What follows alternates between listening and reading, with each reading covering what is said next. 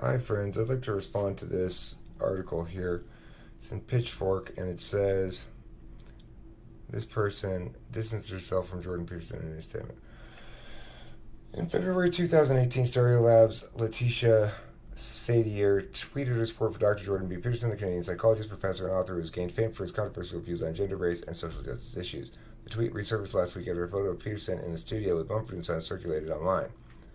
Sadier has now released a statement on her website clarifying her remarks and distancing herself from Peterson's views. She explained that her tweet had been in response to an article in which she felt the Guardian attacked her personally. My tweet was about his right to hold his ideas rather than support for them per se.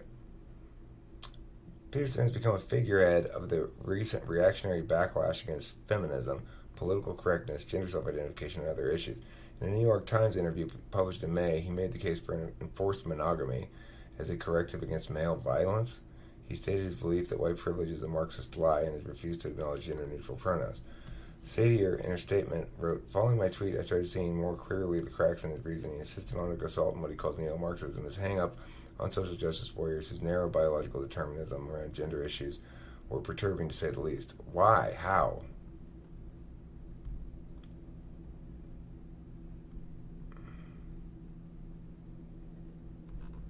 Following my tweet, I started seeing more clearly the cracks in his reasoning. And the fact that he would never acknowledge the malignant impact of colonialism or neoliberalism was evidence that his is a one-sided argument. It just took me a little longer than some of you to fully realize this. I didn't make that public. I should have done so, and I'm sorry for that. Le resistance. Oh my God. What is this woman thinking?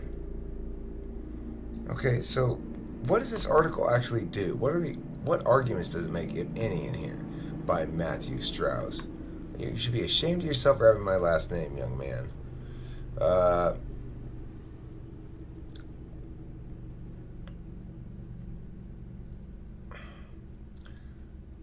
Has become a figurehead of the recent reactionary backlash against feminism, political correctness, gender self-identification, and other issues.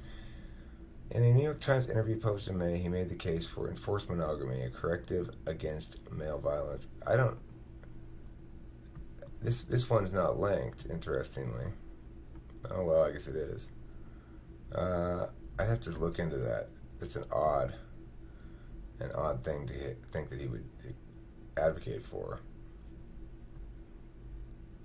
His narrow biological determinism.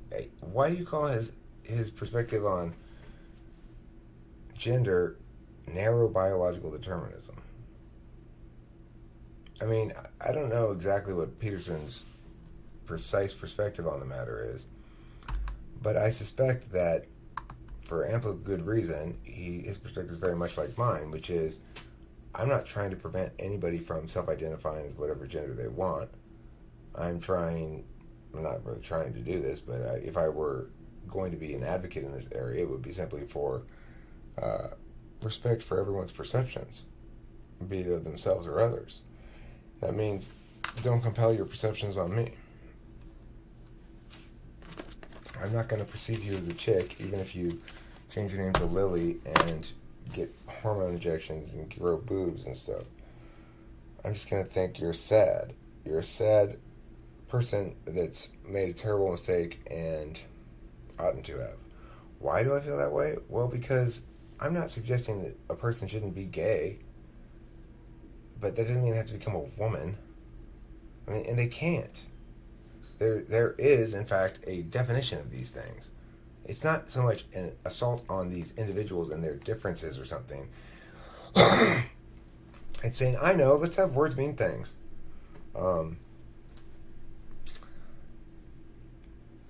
What he calls neo-Marxism. I agree it's not really neo-Marxism, although it's not a terrible name for it.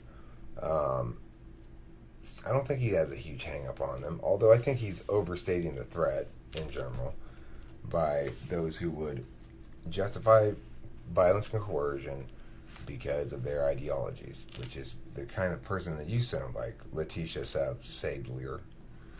Find a statement. Gender issues were perturbing, to say the least. Were they? Were you perturbed? Were you? Stupid. And the fact that he would never acknowledge the malignant impact of colonialism or neoliberalism was evidence that his is a one-sided argument. Well, what's the purpose of acknowledging the negative impact of it? I mean, the thing is, none of us, not you nor me nor anybody else, was responsible for it. So why are we insisting on siding with it or not? It doesn't fucking matter.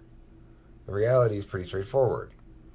We've got a combination of interests, obligations, duties, etc., both as groups as individuals. What exactly are you advocating for? I mean, this is just sort of fancy fluff designed to say, oh, I didn't realize how not left his argumentation was. I don't like that at all. Well, fucking man up. Come on. What is this bullshit? Fucking say something. Say something meaningful. Systematic assault on what he calls neo-Marxism. Well, what is it exactly that he's assaulting that you like so much? What do you call it? Can you give a name to the thing that he's misnaming, apparently, neo-Marxism? You're not going to do that, huh? Well, fuck off. Make some real arguments, stupid bitch. Sorry, I shouldn't have called you a stupid bitch. I should have used a gender neutral insight, like stupid fucktard or worthless sack of shit. Something like that. That would have been a better choice. I didn't mean to.